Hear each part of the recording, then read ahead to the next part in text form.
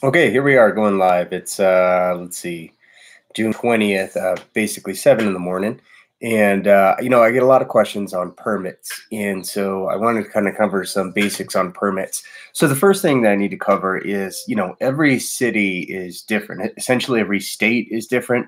And then even within the cities, they're different. So I would just call it municipalities are going to have different zoning as well as health as well as plumbing laws. And so ultimately, I get a lot of people that will ask me, about health codes, and I know my city's health code pretty well.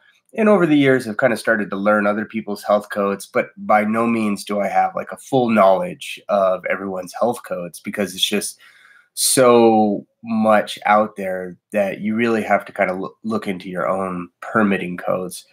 But I can give you some basics. So, one of the things that you're going to need to learn about is this idea of commissary kitchens, right? And so, a lot of food trucks are required to pair up with a commissary kitchen and either are forced to store their equipment and their product there, or they have to check in on a daily basis. Or each one again is a little bit different. Some cities in California, LA, and whatnot are going to require that the actual truck is stored at this commissary kitchen. Um, and in different cities, and then some cities don't even require a commissary kitchen. So what a commissary kitchen is, and this is another gray area, is generally it's a kitchen that's been approved by a health department, where you can do things like dump your gray water, store your refrigerated food, cook food in a sanitized area. So it's a kitchen that essentially allows food to come in and out, while maintaining temperature, while maintaining temperature, and also allow for the sanitization of equipment, your pots and your pans and that type of stuff. There's not a lot of things that are going to require sanitization on a coffee truck. You got a couple steam pitchers, and maybe your portafilters and some shot glasses and some spoons, but for the most part, that's about it. You're not, doing any major cooking on a coffee truck unless you have some other type of menu that you're offering, like burritos and donuts and that type of thing. But, at that point, you then become, in my opinion, more of a bakery truck or a burrito truck, because it's really hard to do, both quality coffee, as well as, point of sale food items. I mean, grab and go, sure, but point of sale food items where you make it on the spot. So going back to your commissary kitchen, yeah, basically it's a kitchen that kind of allows for the production of food, the storage of food, and then of course the cleaning of the equipment.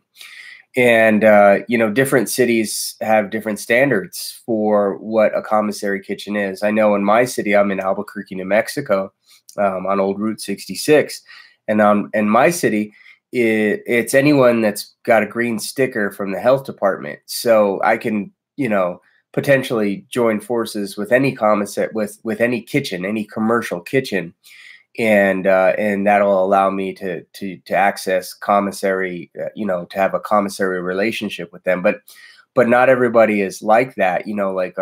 Some places in California, they have to be zoned specifically as a commissary kitchen. Not just any commercial kitchen can be a commissary kitchen, and it has to do with things like, when I got zoned for Helix, my coffee shop, it had to do with like the size of your grease trap and your plumbing code and vents and that type of stuff. There was some stuff, even some HVAC stuff that had to be required for it. So there's, essentially certain codes that kitchen has to meet in order to be considered a commissary kitchen, and those codes are different. But most coffee trucks, food trucks are going to have to be associated with commissary kitchen. So the hard part, and a lot of people ask me, well, how do you get around this? Is there, are there, coffee trucks that store their stuff in their, front yard or in their garage? Sure, absolutely, that's going to happen all the way around the country. Obviously, that's if I'm storing my coffee truck in my front yard, I'm not going to advertise it. I'm probably going to put it, either under a tarp or into the garage. If I were trying to bend or break the rules, so to speak. But a lot of times there's a lot of benefit to storing your truck at a commissary kitchen. Things like insurance. They have insurance on the property that if the truck ever gets broken into, these type of things, you can get reimbursement. So there's that plug in. Obviously you can plug in extra storage. And you can have employees and this type of stuff go and pick up your truck. So there's benefits to having a commissary kitchen for sure, but they can get pretty pricey. And so I understand that a lot of people want to kind of scoot around them. And to be honest, I never used my commissary kitchen. It was like extremely rare. Most of the time when I dumped at an RV park or an RV hookup because it was just easy. It was fast. It was easy. So dumping gray water I didn't have to go across, and I didn't have much grease. I mean, someone could argue that the milk has, some fats in it and stuff, but, as far as like dumping my gray, and I didn't have black on my truck. I didn't have a restroom. I was able to dump gray most of the time at, these, like I said, like these RV parks, and that worked great for me. So, the need of the commissary kitchen on paperwork for me was obviously high. And so when I started, what I did is I first did a little bit of wheeling and dealing. My first commissary kitchen, they allowed me to use them as a commissary kitchen pretty much on paper only, by building out their website. That's what I had done. And, there are ways that you can find commissary kitchens and kind of do these wheels and deals. What I would suggest is that when you're out there looking, look close to your home. It's nice to have your truck stored near your home, and look for non-competing or commissary kitchens that don't have a potential of being shut down by you being attached to their name. What I mean is, it's a lot of extra headache to have the health department come into your business. Obviously, if ever you have run a kitchen, it's a big deal whenever your inspector stops by. It's like business usually kind of stops so that you can focus your attention on this inspector. And it's stressful because they have, the ability to shut you down immediately if they need to. So you're not going to find a lot of cafes that are going to welcome you with warm hands because frankly, as a coffee truck, you're more of a liability than you are an asset. And so, those guys, they're going to charge a pretty penny to deal with that kind of headache. So, it's probably a better route to go that if your municipality allows you to, if you can just book any commercial kitchen as a commissary, to maybe look into some non-competing places like nonprofits or churches or, those type of things that are, obviously like in alignment with your values. If you can find someone that is going to be in need of your services at one point, and you're able to trade your commissary agreement for coffee catering, that would be even better. So as far as commissary kitchens go, that's kind of the way to work around that. That'll get you the first aspect of permitting. At least in my city, that's what was required before anything else can really start moving forward. And then after that, your major overhauls are going to be like your plumbing. You'll need to know if you need to have a gray water that is 15% larger than your fresh water. That's very common. And then there's specifics, grade specifics, slope specifics on your piping. Quarter-inch slope over a foot, and that means that your plumbing rises a quarter-inch for every foot, so that there's drainage that can occur. How they want you to vent the piping, that's important, so you can let toxic gases out of your coffee truck. And that makes sense. You don't want to smell up your truck. They're going to have certain requirements on things like electric. You may or may not have to have boxes installed inside your truck. You may be able to run extension cords to your generator directly. You'll have to check the code for that to see if they'll allow those things, what kind of floors and walls they allow. Some codes don't allow carpet, obviously, and so you'll have to either put in some vinyl flooring or some wood flooring or something that's washable, these type of things. Your sinks, they'll often ask about your sinks and what kind of drainage you have into your sinks. So those are important things that you'll have to kind of get an understanding of going into your plans. And then you start working on your floor plan and start trying to build that out. And I got a video on floor plans on my YouTube channel. So if you're at that step, you can go into the floor plans and start looking around at the on that video. Then that's going to be the major stuff, is to find out what your plumbing system looks like, what your electricity system looks like.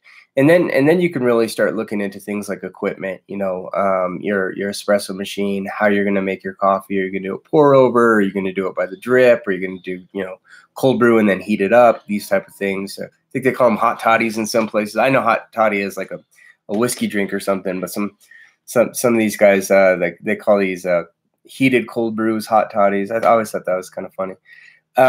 Anyways, yeah. So then you can dig into equipment, what you're going to buy as far as like a blender. Are you going to offer smoothies? Are you going to offer frappuccinos? And that's kind of where the fun really starts to happen. You can really start getting an idea that this dream is going to be coming true, especially when I know for me, the big thing was buying the espresso machine. For some reason, that was a very large milestone for me, was the purchase of that machine. And I felt like when I purchased that machine, I was like, holy shit, I'm really doing this, because it was just conceptual in the beginning. It was just like, oh, I had this idea. I saw this cute little camper that I thought would be an awesome food truck. Maybe I can serve coffee in the morning and then keep my day job. It was just a dream. It's just an idea. And once you purchase that espresso machine, that really solidifies things. And so that's kind of where the fun begins. Usually I encourage, obviously downloading your municipality's food truck rules, but also more importantly, contacting the inspector and seeing, because I'll tell you something that you probably don't know, and I didn't know when I first got started, that handbook and that rules, some of those are flexible. I know it's in black and white and it says it there, but there were a lot of things that did not apply to me as a coffee truck, that when I talked to my inspector and I said, hey, I'm just serving coffee and, handheld items that are prepared, through another caterer or something, there were a lot of things that I could have not purchased or built out. I built it out like a food truck. And so I was permitted fully for a food truck. But in some cities, that's not required. So it's really important, talk to your inspector, get on a first name basis with them, maybe meet him at a coffee shop, and, really get an idea on what it is that he wants out of you for this truck. And that's really going to help you when it comes to kind of dialing in on your truck specifically and how you're going to build it out. So that's I really encourage talking to the inspector, and you want to kind of keep them in the loop along the way too. If there's any changes, or if maybe he forgot something, who knows? But you really want to get like on a first name basis with these guys, because they're the ones that are going to help you along the way. And I know we often think of inspectors as like, at least for me anyways, is like the Grim Reaper, like, like scary, like they can bring upon the death of the coffee truck, but they're not really like that. At least in my experience, every inspector that I've met, with the exception of one, every inspector I met was really out for the small guy, for the entrepreneur. They really believed in that vision. They just needed to ensure that you were distributing food safely to the public, So I feel like, a lot of these guys are really approachable, so to speak, and, and pick their mind and see if there's ways around certain things. Maybe you say, well, hey, listen, I'm having an issue with this blank, blank, blank. Is there any way around it? Is there anything you would suggest? And they'll tell you, no, that one's firm, or, what, you might want to try looking into this. So they can be really helpful. So I strongly suggest right out of the gate, once you download your municipality guidelines, read over them, make sure you got an understanding on it, that way you come to the conversation with, at least some type of background. And then, call your inspector up and introduce yourself and say, hey, my name is Vincent. I'm looking on opening a coffee truck. We have a date set for 6 months. And right now I'm looking on the build out. The main two things on my menu is going to be coffee and some handheld bakery items that are made from a local company, not myself. I'm wondering what I need to do to get this thing on the road. And, they'll walk you through the steps and kind of give you what they believe is really important in order for you to pass inspection. And again, I wish I can have like this one size fits all, but unfortunately, every city's different out there, guys. And you're going to have to do the research on your own. You're going to have to, pick up the phone and give them a call.